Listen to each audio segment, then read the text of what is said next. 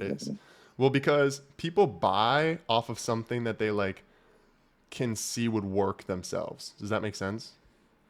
Mhm. That's why it's so easy for guys who do high ticket sales to start a mentorship, because you get on the call with him, he pitches you, and you're like, wow, I see how this guy would be good at sales. Like, because he just sold me. Like, if he can sell me, then he can teach me how to sell other people, right? Yeah, And then it's the same thing with the profile true. funnel. Like, you see the profile funnel, you go to their profile, you follow them. 2 weeks later, you end up being like, wow, I can see how this converts people. Let me buy this shit and learn how to do it myself. And then it's like a constant cycle. It's like a pyramid scheme. It all fucking goes back to Nick's setting. Wait, well, that does make sense because like how I run like ads to get my clients. Exactly. That's why ads Yeah, work for the local businesses too, is because they go, wow, I see how, this converted me. I see how this would convert for my business. yeah. Do And up you again. I'm like torn between onboarding more and keeping it how it is. uh on more clients? Yeah.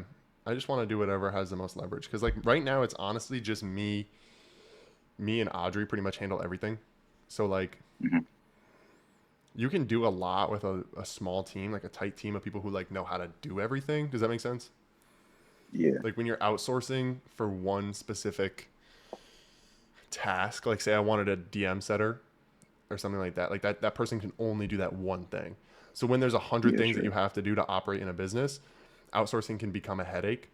But if you're able to find someone like me and Audrey, who we both understand the business in its entirety, and we can kind of handle like multiple tasks at once, it makes it so much easier to like do a large volume of work. So it's like, how much do we want to grow the agency away from? If it makes sense, if we could get the agency to like 100K a month, and we were able to just kind of do that and focus on that more, then that would be great. But it's like, how long is that going to take? Like, what is the risk to reward kind of ratio there? Like, does it make sense to go in all in on that right now? Uh, I'll be honest.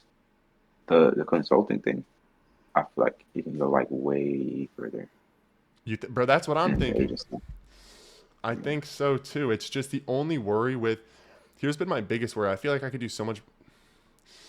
I don't want to say better, but like, I feel like running the consulting, you need to have a certain level of people want to see you doing it yourself, or people want to know that you've done it yourself. You know what I'm saying? Hmm. And I like, mean, you kind of have. I know I have, but even for the new people who just start to follow me, I don't want them to think that I never did. Does that make sense? Oh yeah, And true. with agency specifically, it makes it kind of hard because if you're selling sales, right? It's so Mhm. easy to show that you're good at sales because you just show how many people bought your fucking sales course, right? When you're Yeah. selling info, I mean, when you're like teaching people how to sell info, like you're a coach's coach, it's easy to show that you're a good coach because or it's easy to show that you know how to sell info because so many people bought your course. Like the same thing with sales. But with this, no matter how many people buy into the consulting or buy into, however you want to call it, mentorship program, course, I don't know how you guys want to call it, Mhm. but no matter how many people buy into this, it doesn't increase my credibility because it comes from the agency. So it's like kind of like a I don't know. That's why I'm still in these ad account trenches. Because I want you guys to know I'm still in the game. Like I'm not.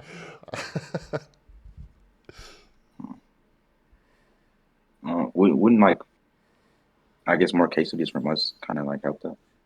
You said more what? Like case studies from us, like Yeah, I'm trying to see what you guys need the most because I feel like a lot of like I don't know.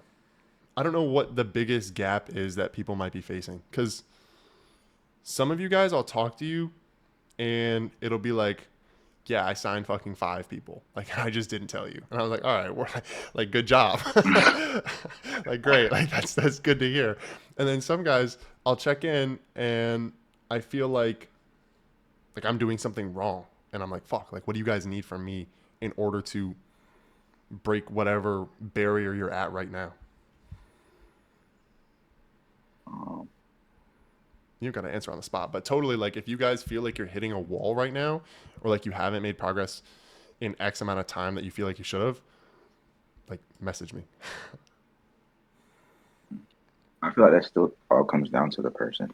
To be It honest. does. A lot of it does. And a lot of it is also like it's a slow burn. Like as much as you bro, like as much as I understand scaling in agencies and like even selling my own stuff, I'm not doing 100K a month. You know what I'm saying? Like that stuff like you got to build up. It doesn't come just like quick. Um Yeah. and the hardest part especially like if you wanted to hit 30K in 12 weeks, it's a fucking grind. You know what I'm saying? Like you actually have to do the things. Like it doesn't just come with saying you want to hit 30K, you know? Yeah.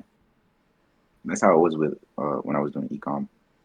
Really? Like, like every single day, I was just like, just at it. Oh yeah, 100%. Bro, But the me and you only were thing both is, on that I TikTok live. That shit yeah, was, bro, I don't know about you, but that shit would drain me. I feel like I got off a 12-hour shift after I got off TikTok live. for real, Bro, bro. did you ever watch my lives? I don't know who here ever saw me on live, but like in my prime, my peak like TikTok live, I would be on there. I wouldn't even catch a breath. My face would start like turning blue because I was talking for so long. And I would do that shit for like Oh three shit. hours. Bro, I swear, because I would get excited, bro. I would see these people in the chat. They're like, I own a construction company. We do 2.5 mil a year. Can you help us with our marketing? So I'm over here talking my ass off, trying to convince them to like send me a message on Instagram, right? Um, Mhm. I mean, it worked, but it was so fucking, bro. That is trenches. I don't think you could, like, being on TikTok live and cold calling are probably like the two. No, I wouldn't even say cold calling. I'd say like cold DMing. Nah, it's because TikTok Live, bro. I would be like at the park on TikTok Live, bro. At the park? Um, yes, I remember I was going to see Jaden. I don't know if you know Jaden Sanders. Yeah. Oh, you live I was close to gonna him? go hang. I was gonna yeah. Uh, I was gonna go hang with him, and I wanted to get on TikTok Live, so I just it was me and my friend Theo. So I told Theo to drive, and I put my camera up in the passenger seat, and I was just on TikTok Live, just talking, bro. Did you get I any don't know. leads? I think it's like nah, but is it? But I don't know. I think it's just like content. I just like content. Yeah. I mean, I'm trying to get better. That's probably my biggest weak point is my content. Like, just because I think I overthink it. Mhm. Bro, And that that starts is to just happen when you want it to do a certain thing. Like when you're posting content kind of just to get your face out there, get your name out there, maybe show what you do, it's easy. And then once you start thinking, you literally like, it's like a fucking, how do I even say? Like, hold on, I'm just going to draw that shit because I don't know what the word I'm looking for. It's like a fucking parabola or whatever. You go up and then you freak yourself out and then you go like way up. Hold on, I'm just going to draw it. You probably think I'm fucking retarded. Let me get off this big ass mirror.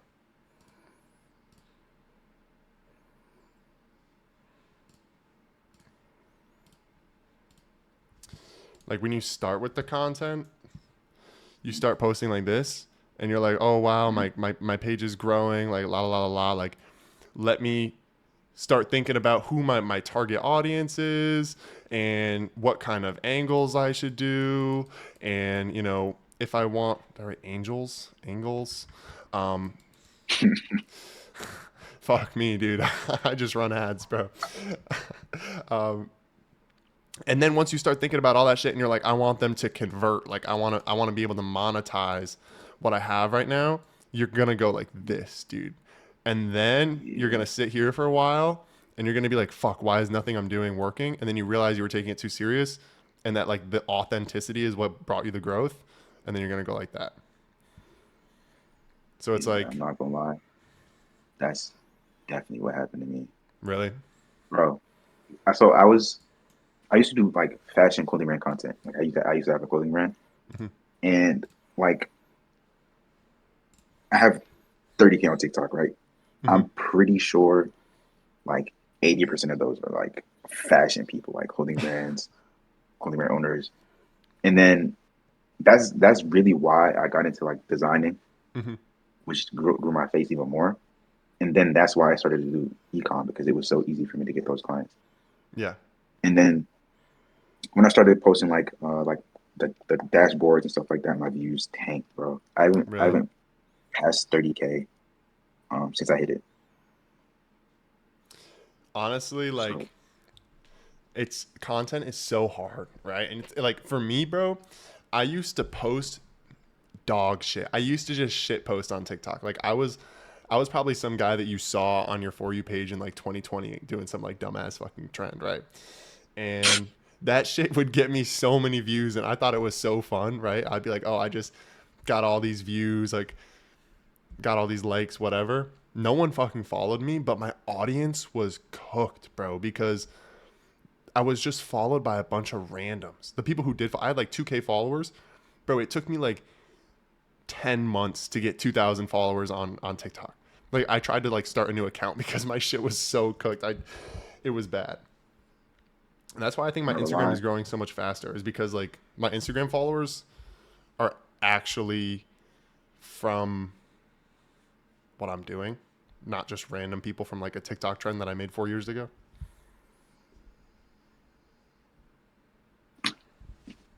Uh, I'm not gonna lie. 10 months to hit 2K is crazy. Bro, it was bad. I think on TikTok I have 4.5K now. So I gained like 2,000 agency followers.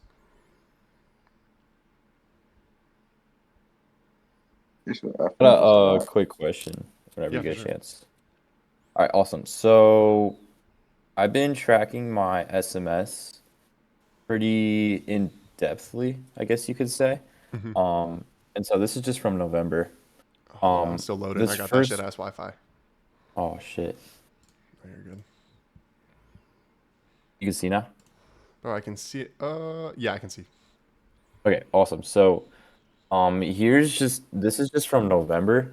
So I ran it for a week. This is when I was testing out new setters. Um, and this was like from total. So I spent $75 on leads, 140 on actually running the SMS, sent 6,000, delivered 4,000, replied or got 1,500 replies. 29 were sent to the setters, 9 were scheduled, and I met with 11 of them. And then I have like a separate sheet for my no shows, so I don't start tracking that anymore. But then I use this week to just like tweak some stuff and like Hmm. handle all the closing. And now I'm moving into this week, which is going to be like a lot more volume and stuff. Hmm. So like from this data, I mean, I kind of know what's wrong, but like I kind of want to hear your viewpoint. Like what's my main problem here? And I guess something also I can Well, I'm hint at is confused. I What didn't is close. set to setters?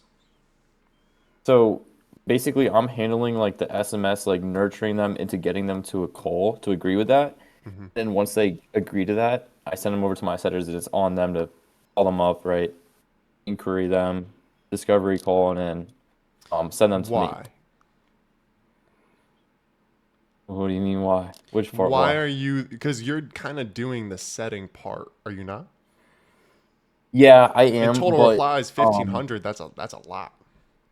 It is crazy. yeah. But the thing is like I'm I don't know. The biggest bottleneck that I have had is like I can get so many people interested, but I don't have the time to call them. Like I have class and stuff.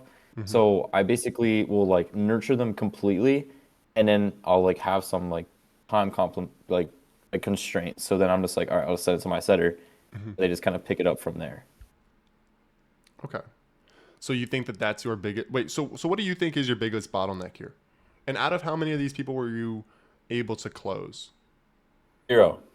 That's a Zero. bottleneck in itself. Okay. So Yeah, you had. so ICP Okay. was not what it should have been. Like basically, I get to turn my camera on. I'm like, I wrote everything down on a whiteboard basically of like all the statistics and stuff. And the biggest problems I have is my no-show rate and the lack of ICP. Like the people that I'm getting interested aren't qualified, so they're never like I was getting a lot of no-shows because they just like weren't set that well, and I didn't have a meeting nurture sequence. So now I have a Calendly booking link, so that's taken care of. Hmm. But getting quality, like from these 9 scheduled, these are all not qualified, right? Really? So that's why I'm biggest thing right now is tweaking my setter street script, so then they can kind of be more on board with that. It's like a discovery call to see if we would both work together rather than just people that are ready to pay. Hmm. And when you say they weren't your ICP, what do you mean? Do you mean as in like they completely didn't have a service that you could actually help with, or they just weren't your particular niche that you wanted? Kind of both. Like, do you remember the closing call that you watched with me? Yeah. And it was, I mean, that guy ready to scale, right? But his business is just him. You know, it just wouldn't work out for the meta ads. And you said it yourself. And like, that's really the biggest. Like, when I would hop on these calls with people, I would give them the whole service, and then they wait to the last minute to be like, "Oh yeah, I'm just a one-man team," right? So that kind of falls back on me because I didn't qualify them like Yeah. beginning of the call. But also, it's like coming from the setters of like they can already eliminate all the time we just spent on that lead. That's not even my ICP. Yeah. Okay. I mean, how many of these people do you think you could have closed and it would have been worth it? If what do you mean could have? Like if they showed, if they were my No, ICP? no, no. Because when you like, yeah, the one man team. So that's an unqualified prospect. How many of these people were qualified to benefit from your service, even if they were in a different Um, niche? Like even if they were a yeah, fucking landscaper, right? yeah. I think in total I had 5 people show from these 9 scheduled, and there was like 2 or 3 that were pretty solid of like actually like people I could have worked with for sure. Okay. And why? What made you decide to either not work with them or did they just not close? They didn't close, and a big thing with that was I didn't get them to sign a contract on call. I was Hmm. giving them 7 days to make a decision. Ah, I also was a little iffy with my whole pricing structure. That's when I was still testing out like some different pricing structures, and I wasn't as confident as I could have been when I was like, kind of pitching it. And yeah, I think I need to do a better job closing those 2 out of 3, like the ones that were already qualified. But even then, those people were still not my ideal. Like they were of good, but course. they were not my ideal. Well, I'll tell you right now, you are targeting a very competitive niche, right? Roofing is probably the most competitive um, like niche for ads in general. And the way Yeah. that I've seen people get the most from them is from ads. I don't think I've ever, not saying this in a bad way or to like demotivate you, but I haven't personally met someone who ran successful SMS for roofing specifically. I'm gonna be the first. Exactly. There you go. That's what we want to hear, right? I I'm gonna be mean, the first. you've been grinding this, and it's obviously getting you some results. And I think that if you allow yourself to be a little lenient, if you closed a landscaper for $2,000 a month, would you be upset? No, I wouldn't. Right? Okay. So you sound a little upset, a little. I'm not sure. Maybe. Yeah, yeah. It's so hard because I see so much benefit with roofing. Because if I were to close a landscaper for 2,500, Hmm. like sure, great, but can he scale? Like, is he gonna be making enough, or he can put more money into the ads and watch it go? Like a roofing The job. truth The reason is, I'm it comes Yeah, go down for to it. the business owner. I know people who have scaled the most ridiculous business models ever to make a ridiculous amount of money. And you will have roofers who are happy with one job every 3 months. And they'll just get Yeah. 20K and they'll be like, this is great. Life is good. I barely work. Right. But we have, this window cleaner that we're working with right now. He does window cleaning and junk removal. He does both. And he's doing like 35K a month just off his window cleaning. Right. So But bro, he's like a one man team or like a two-man team, and he's doing like 40K a month.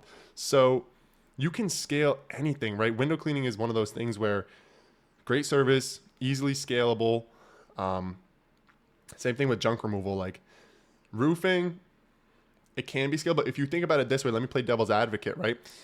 If I wanted someone to clean my windows, or if I wanted to hire someone to clean windows, how much training do you think they need to learn how to do that? Mm, maybe like an hour. Exactly. Probably So not that hard. it's a really low barrier to entry to onboard new employees. What do you think? How long do you think it would take you to learn how to like install a roof and find someone who wants to get up on a roof and do that? Oh, jeez. Probably a little bit longer. It doesn't even matter how much, but probably a little bit longer. So honestly, you're right. Can a roofing company be super profitable and make a lot of money, millions and millions of dollars a year? And could you be a driving factor of that? Yes.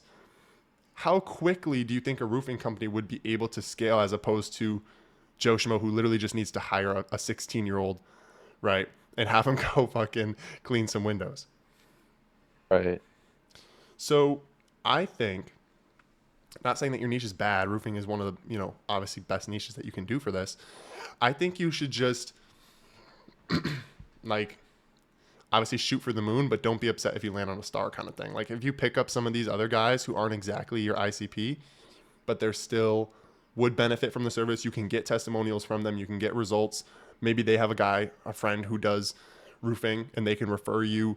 Maybe you can use these results, just blow up your page, not blow up, but run some profile funnel or run some direct booking ads for roofers specifically with this giant pool of testimonials that you have now. It's going to be hard for them to say that you don't know what you're doing or that you're not qualified or that they don't think that you could do it for their business. Does that make sense? Yes. But I think that kind of how I started was lower ticket niches. Like I literally started with landscaping, started with power washing, and like moved into that. And like I feel as if I'm like a way to grow is you level up your niche almost once you get those results from those like other ones. So like I had a bunch of landscapers on like lower retainers and I was getting really good results for them and I still have those results to show. But like it's like as I spent all that time there, I realized that they couldn't grow with me. So I was like, okay, now let me level up my niche. So like I feel like I've been doing roofing for so long and I've had good results with it, but And it's you just been have taking roofing me a clients lot currently? longer. Yeah. Okay. And honestly, here's what I think. I think you're trying to change the wrong variable because you found something that worked, right? Even this is working, right? At the end of the day, it's probably just going to end up being a numbers game. Um, Yeah. like we spent Yeah. $136. If we had spent 500, do you think you would have closed someone? Y- Yes. Yeah. Okay, and if you close someone, even at 1,500, dude, you're at a 3x like, every week.